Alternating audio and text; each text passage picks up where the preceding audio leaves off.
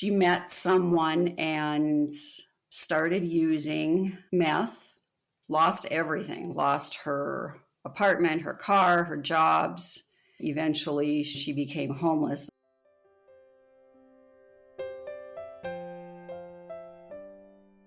A very difficult situation to overcome. But Julie Baumgard's daughter, Shauna, did rise above it. She quit using drugs, she got a job, and became the loving person she was before meth devastated her life. She was the daughter who called and said, "Hey, Mom, just calling to see how you're doing."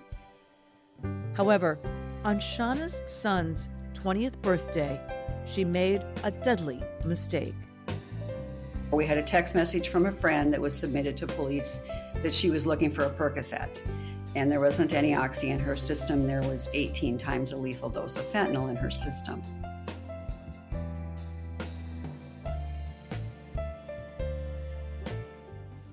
Welcome to Grieving Out Loud, a podcast dedicated to shedding light on one of the biggest crises facing our nation today, the deadly drug epidemic. I'm Kennecke, the founder of Emily's Hope, a charity named after my beloved daughter, who died at just 21 years old due to fentanyl poisoning. With this podcast, I hope to honor her memory and help others who are struggling with substance use disorder by sharing our stories, raising awareness, and reducing stigma. Join us as we hear from experts, survivors, and families affected by this crisis, and work together to find solutions and save lives.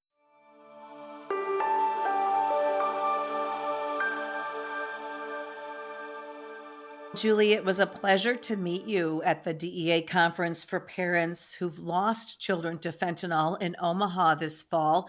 And I'm so grateful for you joining me back on the podcast here. Thank you so much for having me. It was a pleasure to meet you as well. And thank you for sharing at the DEA conference. It was really supportive for all of us who have been through this similar thing. So thank you. It was so interesting to me because this conference that we met at was directed toward parents from all over the upper Midwest who've lost a child to fentanyl. Do you feel that it helps to connect with other parents like that? It's a lifesaver for me, to have that.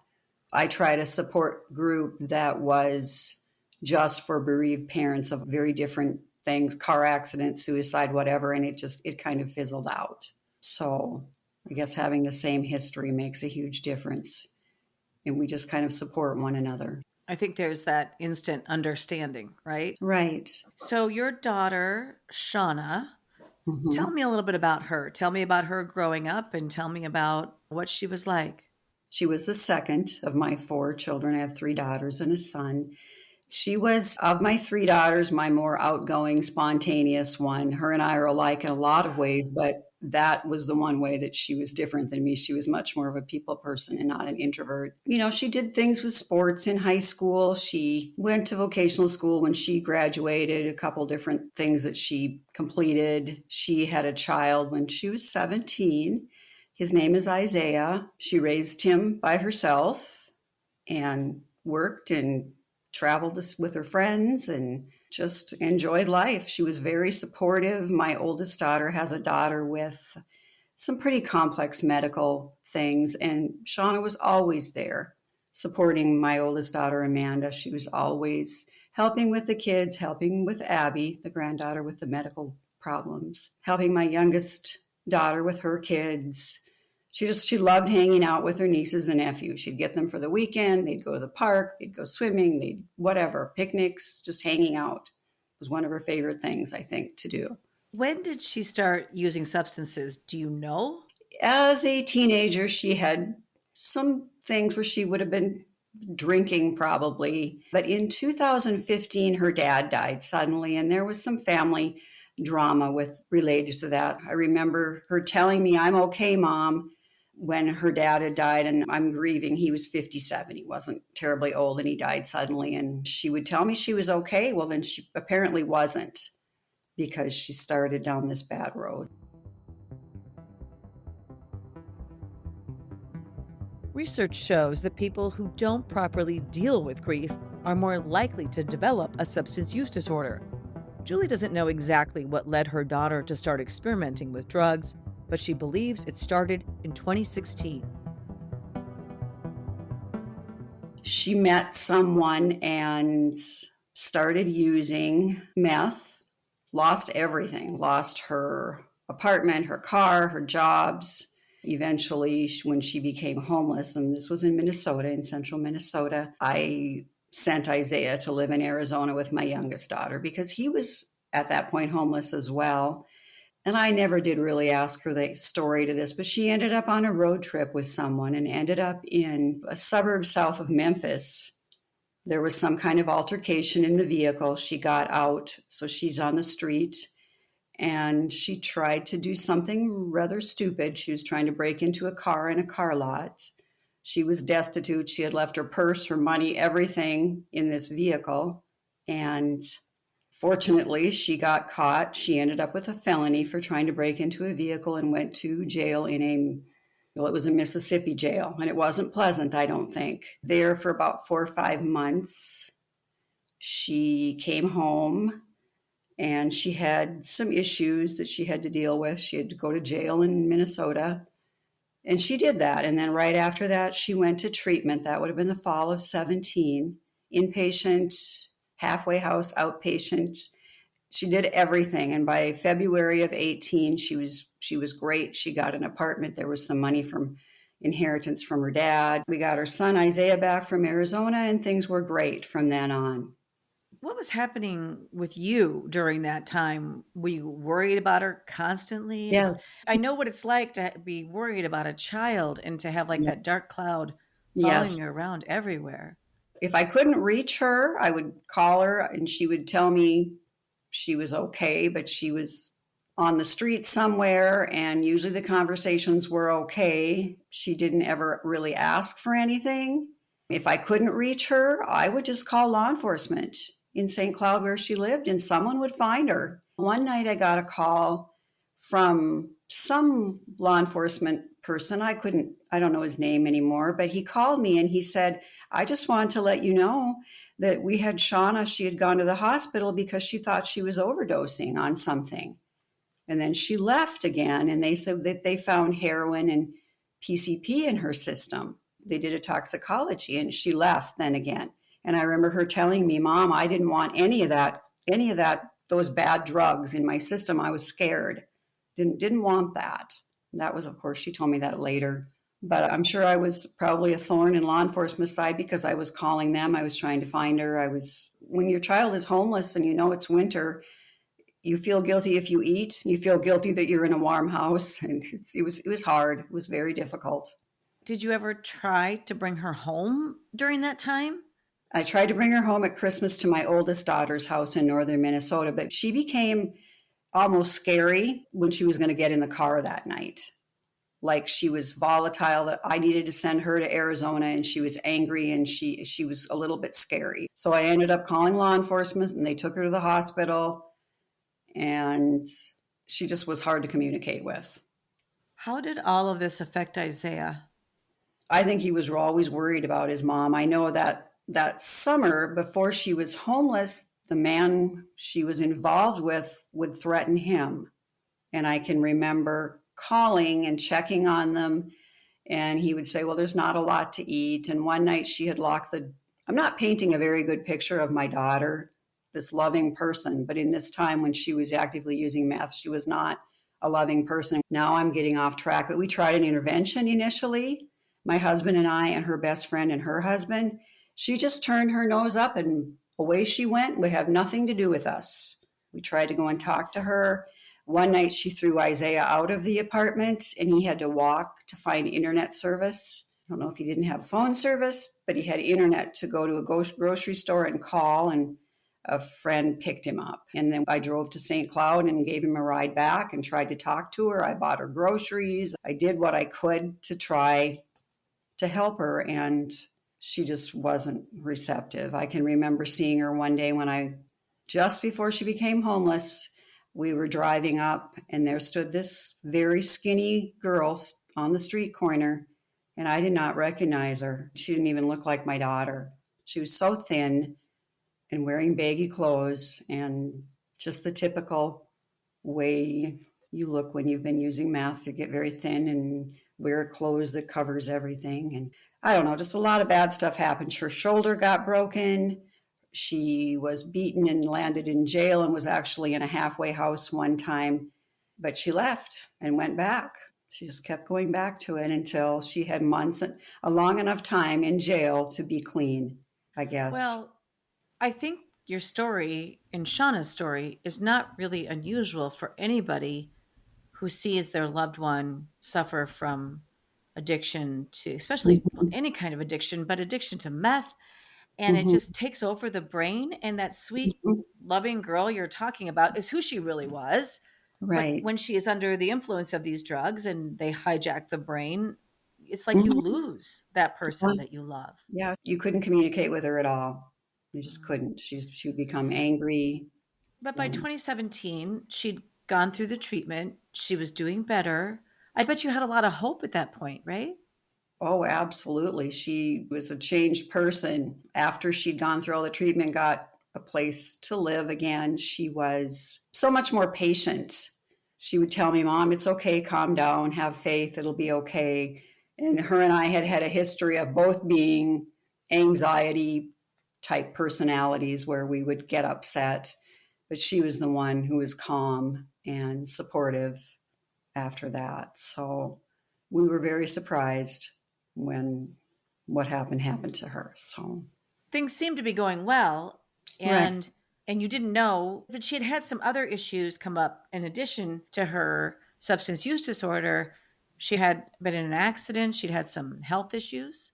Well, I saw her on May 30th. She was great. We had gone up to Fargo because my granddaughter was in the hospital, had been there since the beginning of March. And she brought my granddaughter up there to visit because they had lifted the COVID restrictions enough that we could get in and visit. So we spent that day together and it was a great day. Yes, I did not know this, but she had been in a car accident.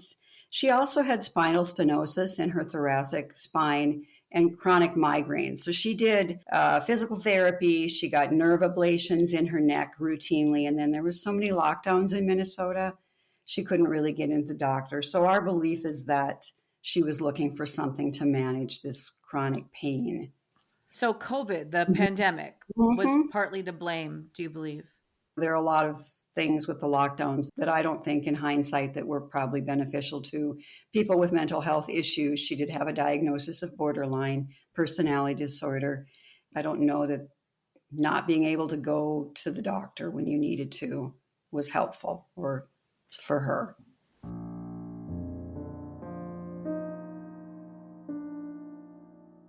In addition to not being able to go to the doctor during the COVID lockdown, Shauna also wasn't able to go to work. Julie believes that played a role in her daughter's relapse. She wasn't working because after the jail time in Mississippi, she now had a felony. So she wasn't working in a clinic setting anymore. She was working as a waitress at an Olive Garden and everything was shut down. So there was no work and there was time on her hands to do I do whatever. think it's so unfortunate when people suffering from substance use disorder get these felonies on their record and then Mm-hmm. they can't get jobs. They can't find places to live. I mean, Exactly. it's Mm-hmm. the system, the way it holds this disease of the brain. And I understand that people commit crimes often while under the influence of drugs or Mm-hmm. alcohol, but Mm-hmm. we don't rehabilitate people. We continue to punish them. Yes. It kind of exacerbates the problem. I was just reading an article about that this morning that here in South Dakota, they have overflowing jails with people with drug problems, and then they don't have any aftercare for them. And that's what they need is some support afterwards so that they don't end up with some minor parole violation and they can resume a productive life. And that makes it very hard for them.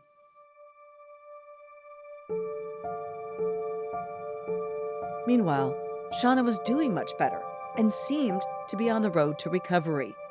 Then, unfortunately, things took a tragic turn on June 20th of 2020.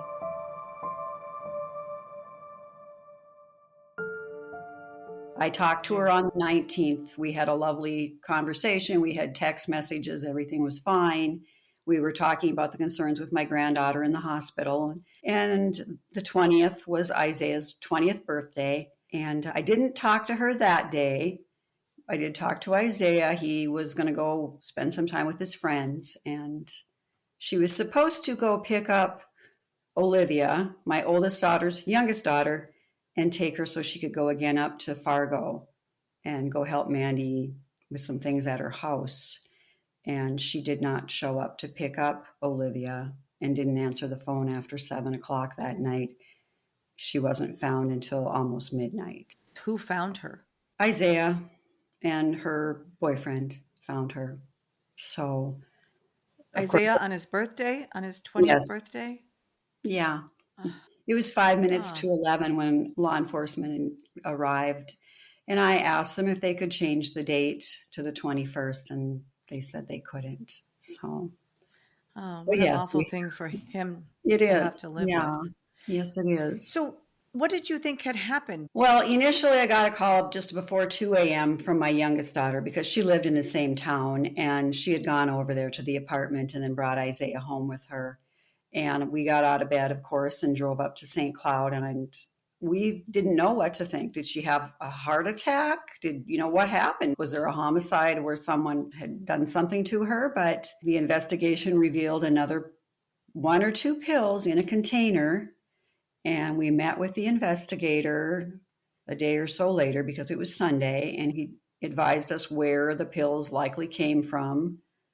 And her toxicology revealed that she did not have any Percocet, which is what we thought she was looking for. We had a text message from a friend that was submitted to police that she was looking for a Percocet. And there wasn't any oxy in her system. There was 18 times a lethal dose of fentanyl in her system. So there's still an open investigation. They're still trying to get her phone open. For some reason, Minnesota does not have the capability. For some reason, I don't know. I talked with the investigator on Friday. He said they've got a new program. So they'll be trying her phone first to see if they can find out some information where the pill came from. So from what you know, she took a Percocet that was fentanyl. That's what we 18 times believe. the amount that would kill somebody. And she probably had no idea. That's what we believe. Yeah. So when you discovered this, what went through your mind? Well, I'm a nurse. I know what fentanyl is used for in the medical setting. I had no idea.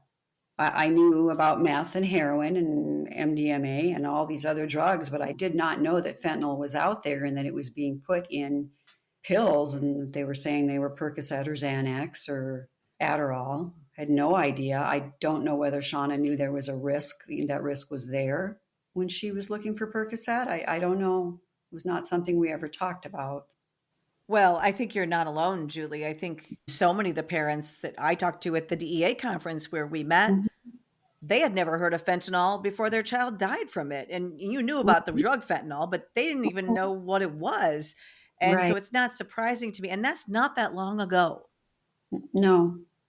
There's a lot of misconception that the fentanyl in the hospital is the fentanyl that people are taking, and it's really not the same thing. So no, it's certainly not the same thing, and it's certainly not administered in the same way. Right. Now, Julie, how have you coped with the loss of Shauna?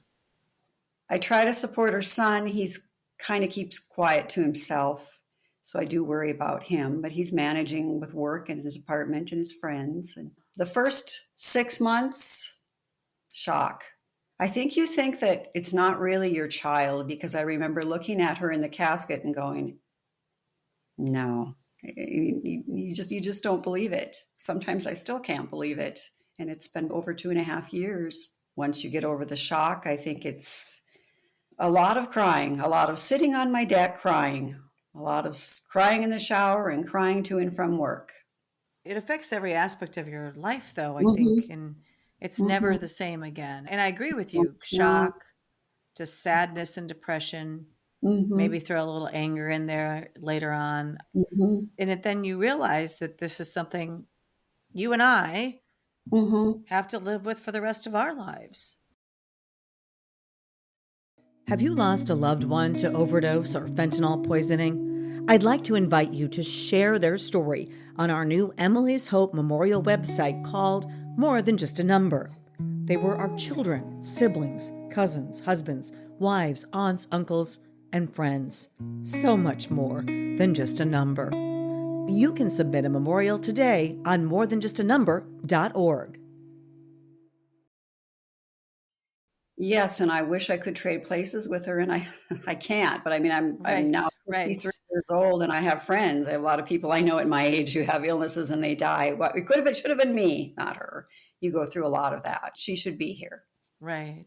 And I worry about her son. Me Does he live too. in the same town as you? Do you see him? He's living in St. Cloud. He has an apartment. He has a job. Well, I talk to him probably weekly, and we see him maybe once a month or so. Does he ever talk about losing his mom in this way? Sometimes he will talk about it when we're together, not as much as I would hope. I tried to bring up over Christmas, of all times, of course, when we were sitting around the table one evening, how did it feel to get them to open up? Isaiah and my youngest daughter, Mallory, were there when Mallory came over later and they were there when they took Shauna out. How do you deal with that trauma of seeing that? Because that is trauma. But I didn't get a whole lot out of either one of them wanting to talk about it. So I worried that they're stuffing these emotions and feelings. And so. And I agree with you. That is huge trauma to see. I mean, I was there when my daughter Yeah, died and when she was taken out of her right. apartment, and you relive those scenes in your mind all the I'm sure you time. And, do. and they're, Yeah. and even if they don't want to talk about it, even if Mm-hmm. Isaiah and your younger daughter don't want to talk about it, definitely it's there, Yeah. And then we come back to the whole issue of how unnecessary all of this is, how your daughter didn't have to die. My daughter didn't have to die. Absolutely not. Um, it's just so frustrating. How do you deal with your frustration over the cause of her death? Well, I am now the official state representative for drug induced homicide for South Dakota. There are two members, myself and my husband, along with a few other members. There was a woman in Chicago that lost her daughter to MDMA many years ago.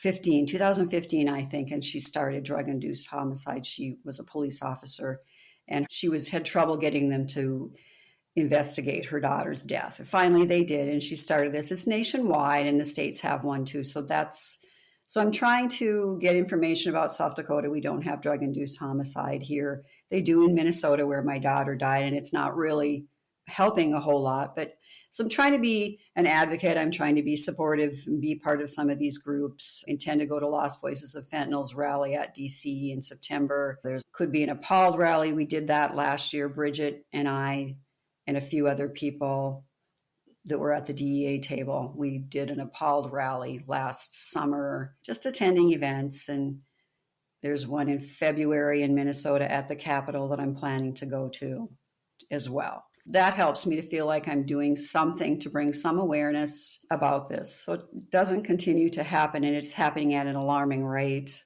Yes, it certainly is. And I think advocacy work, obviously, I do a lot of advocacy work, and I think it Mm-hmm. can be a place to put your grief into action, right? It can be doesn't Right. necessarily take it away or lessen it, but it's something constructive to do. Right. Right. Is there something else that you think we should be doing in this country, or something else that you see that could help fix this fentanyl crisis that we're in? Well, I wish that there were public service announcements just like the COVID announcements. There are families and groups putting up billboards, but why are we not saying fentanyl is in everything? And why is that not everywhere, in every school, just everywhere, that everybody knew about it as readily as we did COVID when it first started to be a threat to everyone's health? It probably goes back to the stigma of someone Yeah, I'm using sure. drugs. I believe it goes back to stigma, but we're doing our best. You and I are doing our Right. best to try to stop that, right? We're trying. Yeah. And so when you think about Shauna's life, how do you want her to be remembered? She was spontaneous, loving, fun. She liked to have fun. with her friends, with her son, with her, her siblings. She went whitewater rafting. She went on trips to here and there with her friends. She just liked to do fun things. And for us not to have her in our family, she would be the one working with the kids to prepare for family gatherings. She would be the one planning them. She would sporadically say, well, let's rent a motel room and we'll all go swimming. And she would pay for it, and let's just do this and do that. And we've got a big empty hole in our family right now. So it's always going to be that way, I guess. So, Sadly, yeah. yes. And I'm sure a young man is missing his mother, you know. Yes, he is. Yes, he is. Well, Julie, I just want to thank you so much for the advocacy work that you are doing and for sharing Shauna's story today. Thank you for everything you're doing, for the opportunity for me to visit with you. Thank you so much.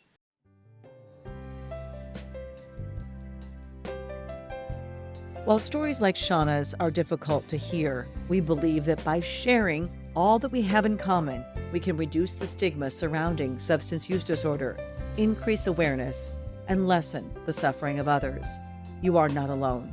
You can listen to more Grieving Out Loud podcasts and find resources for help on our website, emilyshope.charity.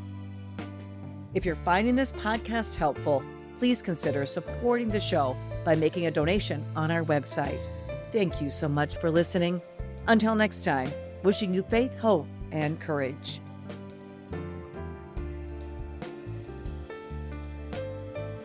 This podcast is produced by Casey Wannenberg King and Anna Fye.